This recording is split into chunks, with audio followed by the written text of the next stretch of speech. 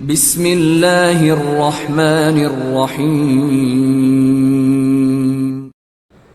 بسم اللہ الرحمن الرحیم۔ جناب فاطمہ زہرا سلام اللہ علیہا کی ازدواج کے حوالے سے کہ آپ سامعین و ناظرین کی خدمت میں عرض کر رہا تھا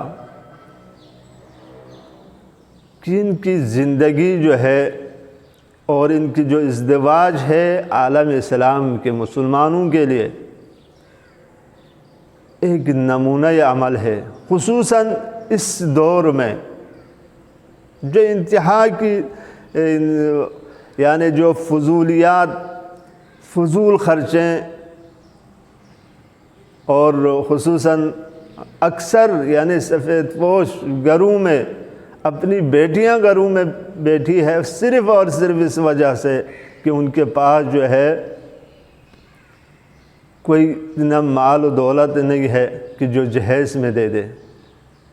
اور یہاں بھی ایسے لوگ ہیں کہ مردوں میں بھی جوانوں میں بھی وہ بھی یہ ڈھونڈتے ہیں، وہ بھی یہ دیکھتے ہیں کہ میں اس فلان گھر سے میں شادی کروں تاکہ کہ وہ ان سے جو ہے مجھے مال و ثروت مل جائے۔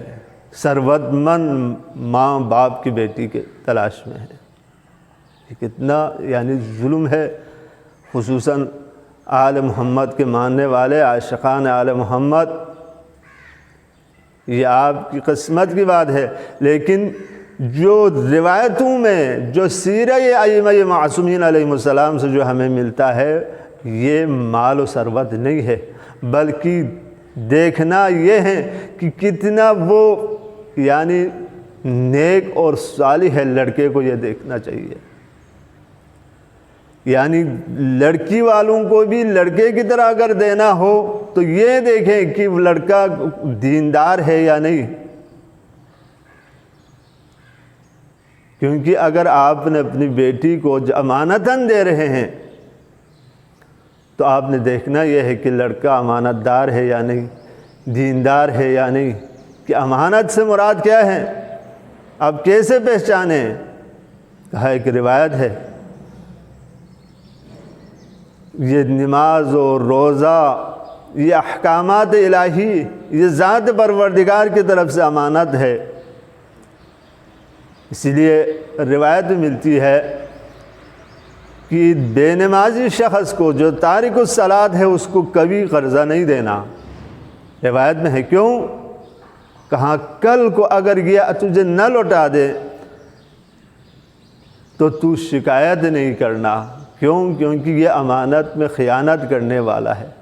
جب یہ اللہ کی اس امانت پہ خیانت کر رہا ہے تو یہ تیرے پیسہ کہاں سے لائے گا؟ لہٰذا ان کا خیال رکھنا چاہیے، نمازی پرہیزی۔ اور اس دور میں اس شخص کو آپ اپنی بیٹیاں دے دیں، اور سادگی اگر دیکھنے ہیں تو 70 چیزیں، صرف 70 چیز، جس کا میں یہاں پہ میرے پاس وقت نہیں ہے، اس لیے مختصر میں آپ کا خدمت میں عرض کر رہا ہوں کہ جناب زہرا مرضیہ سلام اللہ علیہا سیدۃ نساء العالمین، کائنات کے اس عظیم باب رحمت العالمین کی بیٹی کے جہیز کا اگر آپ تاریخ اٹھا کے اگر آپ دیکھیں تو اس میں مختصر چیزیں ہیں۔ تو یہ ہمارے لیے نمونہ عمل ہے، لڑکیوں کی طرف سے بھی اور لڑکوں کی طرف سے بھی۔